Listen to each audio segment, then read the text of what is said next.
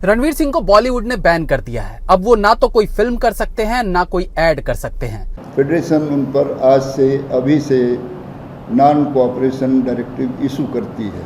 उनके साथ हमारा कोई भी आदमी काम नहीं करेगा। नॉन कोऑपरेशन का मतलब होता है कि हमारी जितनी भी क्राफ्ट है 38 क्राफ्ट्स, उसके जितने भी मेंबर हैं वो आज के बाद रणवीर सिंह के साथ काम नहीं करेंगे।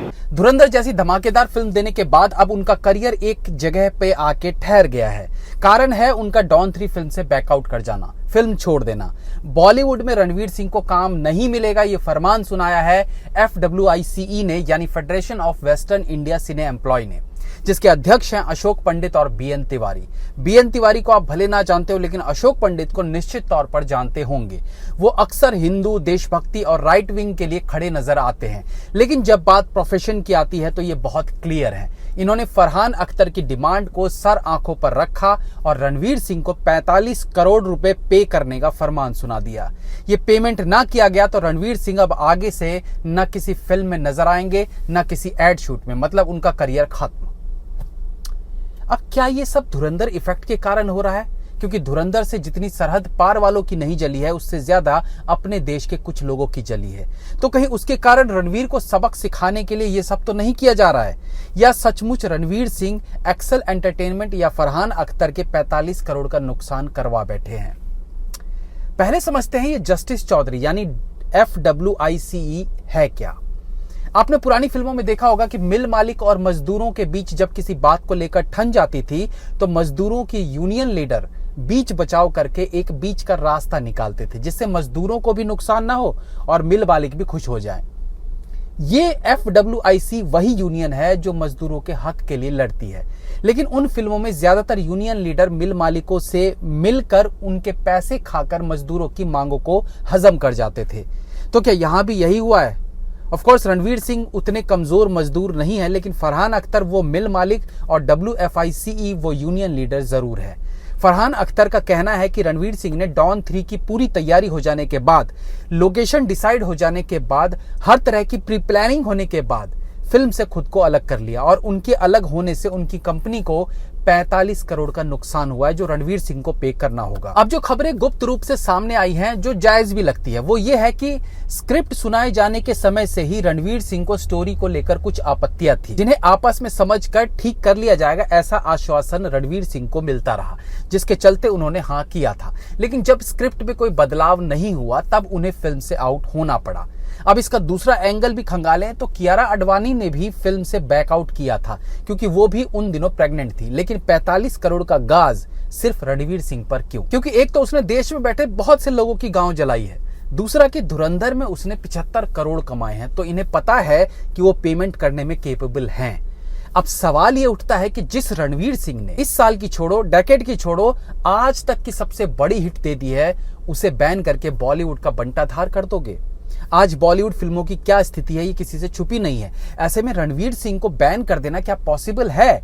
FWICE का दबाव रणवीर को फिल्में करने से रोक देगा? अच्छा, जब अशोक पंडित जी से पूछा गया कि क्या रणवीर सिंह के करंट प्रोजेक्ट्स जो चल रहे हैं वो भी रोक दिए जाएंगे, तो उनका कहना था सब कुछ रोक दिया जाएगा। Yeah, non-cooperation means any all his work, including act films, everything, every genre of the work. अब FWIC उन प्रोडक्शन कंपनीज के बारे में क्यों नहीं सोच रहे हैं जिनका पैसा रणवीर सिंह की फिल्म पर लगा हुआ है? रणवीर सिंह को बैन कर दोगे तो जो फिल्में वो कर रहे हैं उससे जुड़े technicians, makeup artist, cameraman, sport boy, editor, उनका क्या होगा? उनका घर कैसे चलेगा? वो क्यों नहीं सोच रहे हैं? वहीं फरहान अख्तर के कहने पर आप रणवीर सिंह का बॉयकॉट कर दोगे? रणवीर सिंह अपने बलबूते इंडस्ट्री में अपनी एक जगह बनाने में कामयाब रहे हैं और फरहान अख्तर कई साल से अपने करियर को ढो रहे हैं, तो जेलस आम बात है। लेकिन उससे ज्यादा धुरंधर जैसी फिल्म का इतना बड़ा होना फरहान को ज्यादा तकलीफ पहुंचा रहा है। डॉन 3 पर कई सालों से चर्चा हो रही है, मैं खुद 3 साल से इसके स्क्रिप्ट की चर्चाएं सुनता आ रहा हूं, लेकिन फिल्म बनने को तैयार नहीं।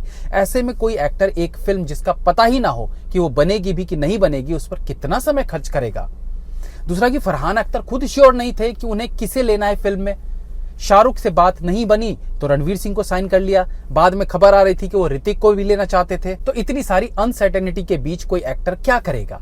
आज रणवीर सिंह सफलता की गारंटी बन चुके हैं। वो जिस प्रोजेक्ट में हाथ डालते हैं उस पर प्रोड्यूसर पानी की तरह पैसा बहा सकता है। तो इसका मतलब उतना ही बड़ा उस फिल्म का क्रू होगा और उतने ही ज्यादा लोगों को काम मिलेगा।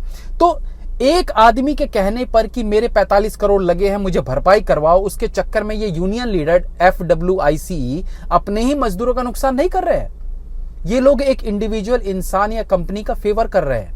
यूनियन के technicians, artist, cameraman, spot boy के लिए कोई भले का काम नहीं कर रहे हैं ये लोग। तो ये कैसी यूनियन हुई?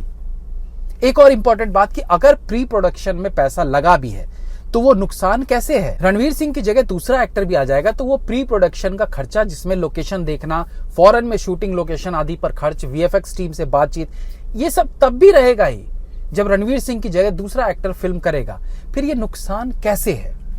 चलो मान लेते हैं कि रणवीर सिंह को ध्यान में रखकर कुछ इंतजाम किए गए होंगे, तो भी क्या उसका खर्च 45 करोड़ होगा? जस्टिस चौधरी को चाहिए कि हड़बड़ाहट में नहीं बल्कि सोच समझकर फैसला सुनाए, क्योंकि ये यूनियन कैमरे के पीछे रहने वाले वर्कर्स के लिए है और रणवीर सिंह को बैन करने का डिसीजन उन्हीं वर्कर्स के लिए नुकसान का सौदा होगा। बाकी तो फरहान अख्तर को भी इसका नुकसान हो सकता है, क्योंकि भले साउथ स्टार्स के फैंस जितने पागल बॉलीवुड के स्टार्स के फैंस ना हो, लेकिन बॉयकॉट करने में वो कोई कसर नहीं छोड़ते हैं।